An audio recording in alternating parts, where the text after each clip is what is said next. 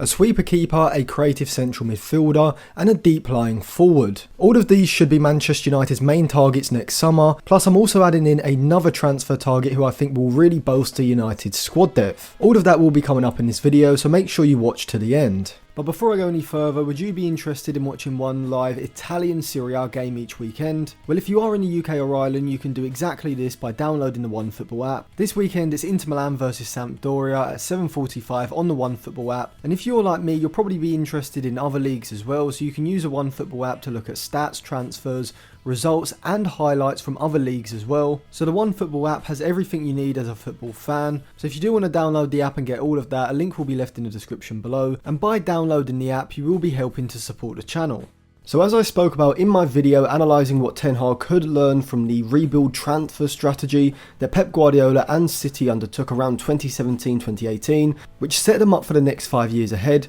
in this video I will be applying that to Manchester United. Who should be Manchester United's main transfer options for the 4 signings that I do think can be done next summer, and there could be a few other positions targeted next summer or the summer after, giving United and Ten Hag serious quality in depth. So the first position that needs improving is at goalkeeper. Now I know that De Gea has been in very good form as of late, having a spectacular performance against West Ham, but I think most people who understand the way Ten Hag wants to play and the value of a sweeper keeper and a ball playing keeper as well, will probably agree that somewhere along the line David De Gea does have to be replaced. And this is because of his lack of sweeping, cross-claiming and ball playing abilities. If you do want to see my analysis of David De Gea and who should be signed to replace him in more depth, then check out the video that I will leave linked in the description below. As I said in that video, I would probably look to bring in either Mike Maignan or Robert Sanchez, with the AC Milan keeper probably just about being my preferred choice, but should he be too expensive, which would be say over £60 million,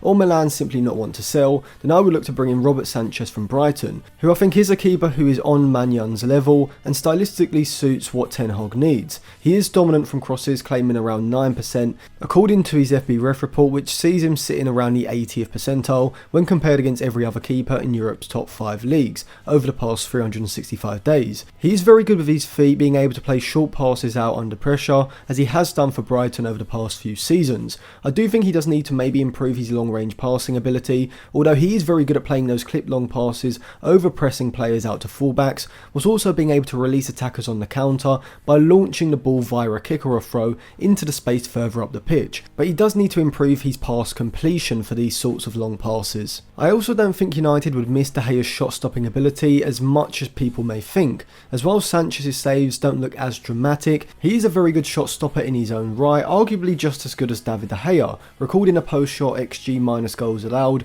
which is similar to David De Gea's, with Mike Maignan actually overperforming his post-shot XG, with David De Gea and Robert Sanchez not able to do that for theirs. Though the margins are very small and can change very quickly over a 365-day period. I wouldn't say that Robert Sanchez is as good as Maignan when it comes to sweeping outside of the box, which is why I just prefer Maignan, but I do think Sanchez is competent enough to fulfill the sweeper role, and combined with his abilities in other departments, I think he's ready for a move to a big club to then establish himself as one of the best keepers in the Premier League. I think he's gettable for around £40 million I'd say, and given that he's only in his mid-20s, not only can we expect him to improve significantly over the next few years, but United should have the keeper position sorted for the next 7 to 10 years maybe. The next player on my list is a creative central midfielder to play alongside Casemiro in the double pivot, not just being an alternative option to Christian Eriksen, but also trying to be an upgrade. My first choice in this position would of course be Frankie de Jong, surprise surprise, though Hassam Aouar would be my alternative option as well should the de Jong deal stall like it did last summer. So first of all, the de Jong deal will of course be very expensive, likely a transfer fee in the region of £75 million, plus a wage package around the £20 million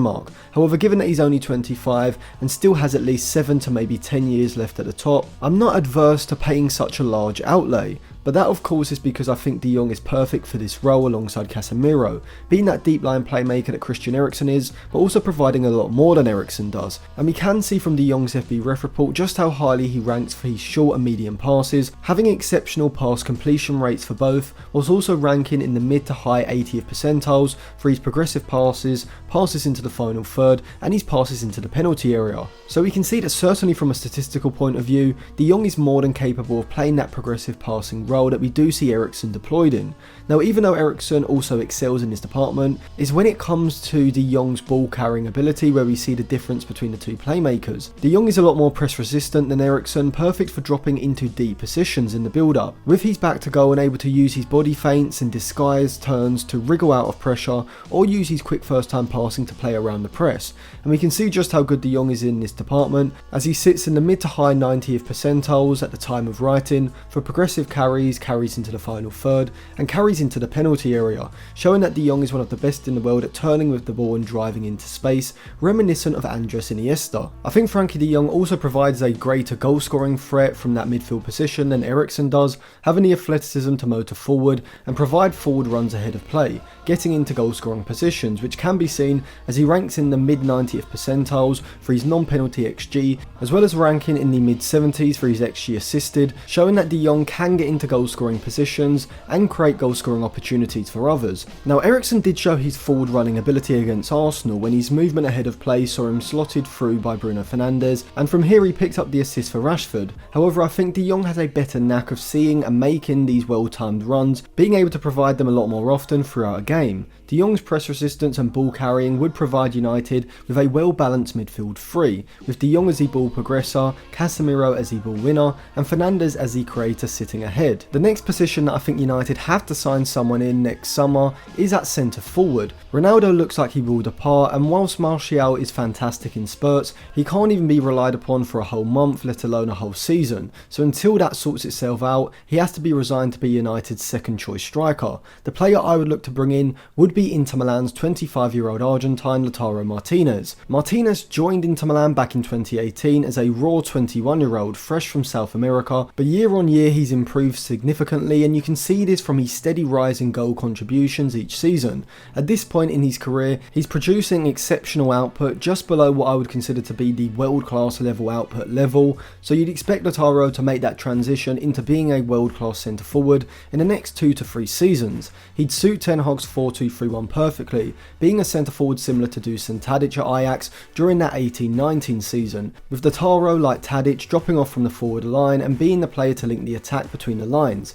whether this is in the middle third during the build-up phase, in the middle third when United have controlled possession, or in the final third around the box. His stocky and physical build allows him to hold off defenders with his back to goal, receiving the ball and then either linking the play by laying it off to on-running midfielders, or using his low centre of gravity to spin his man and drive forward. He ranks in the 60 to 70th percentile range for his XG assisted, passes into the penalty area, and key passes as well, showing that despite being a centre forward, he can be a key player for ball progression in the attack, moving the ball forward into the final third and into the box, and being a creative and goal scoring threat, both from sharp runs in behind the back line, as well as from quick movements in the box from crossing situations. A criticism of Lautaro in previous seasons could have been that he was more of a number 10 than a number 9, and that he didn't have the finishing ability or goal scoring output to transition into a top level forward. However, last season he put up some impressive numbers, scoring 21 goals in 35 Serie A games. According to his FBref report, he ranks in the mid to high 80s for his non-penalty XG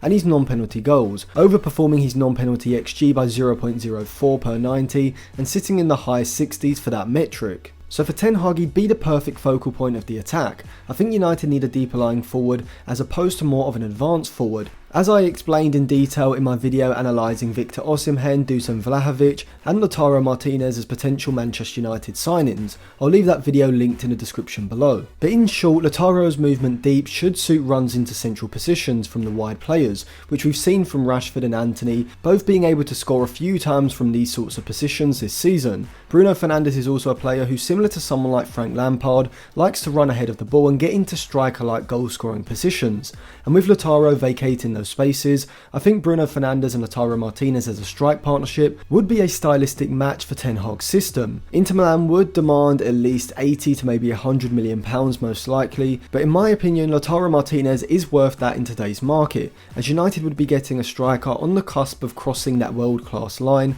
and could potentially do 15 to 20 goals in the Premier League, as well as offering a lot more than most strikers outside of the box. So those are my 3 primary transfer targets for Manchester United next summer: Mike Maignan for between 50 and 60 million pounds, if not Robert Sanchez from Brighton for between 40 and 50, Frankie de Jong for £75 million, and Lautaro Martinez for £80 to £100 million, for a total of between £200 and maybe £220 million,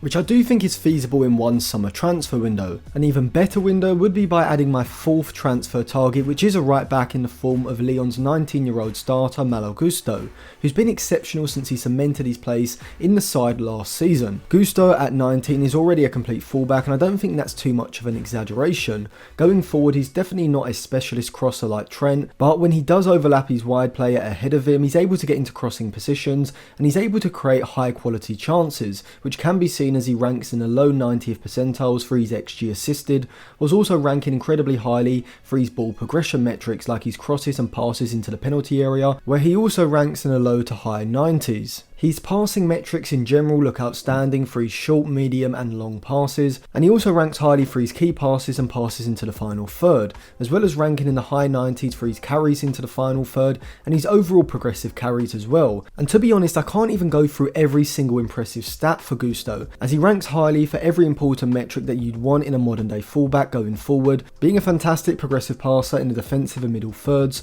whilst also being a serious creative and ball carrying threat in the final third. But unlike offensive fullbacks like Alexander-Arnold or João Cancelo, Gusto is arguably just as good defensively as he is going forward. Against Kylian Mbappe, he was exceptional, having the concentration to hold his ground and wait for Mbappe to make a move with one of his quick body movements, but Gusto was able to match Mbappe before putting in a perfectly timed tackle to dispossess the PSG star. We can see this exquisite tackling ability from the fact that Gusto ranks highly for tackles in each third of the pitch, was also ranking around the 60th percentile for his dribble pass metric, and factor in that he ranks in the low 90th percentile for his interceptions, and you can see that we have a fullback who is not only competent in 1v1 situations against top level players, but also someone who is front foot, anticipating passes into players and then jumping out of his position to make the interception, which would without doubt suit Ten Hag's aggressive press, where the fullbacks are required to react quickly and apply pressure when the opposition move the ball out to their fullbacks high up the pitch in the build-up. Gusto is a complete fullback, having the technical ability to play in that inverted fullback role that we do see Dalot used in,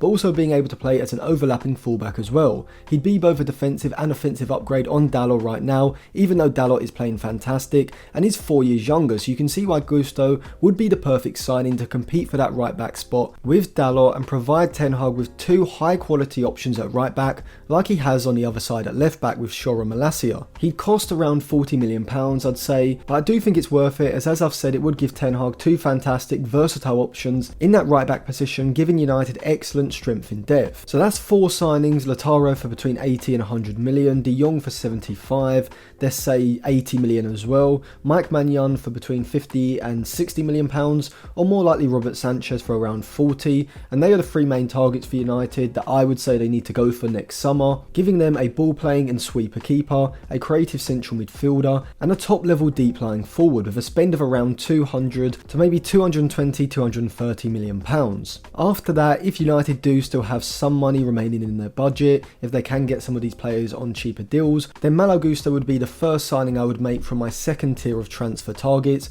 not as urgent as the previous three, but still an area that does need improving. So thank you for watching. If you enjoyed the video, give it a like, subscribe to the channel and click the bell so you do get notified when my videos come out. Check the description for more videos as well, and put your thoughts in the comment section, and follow my social media, which will also be in the description, for more content as well.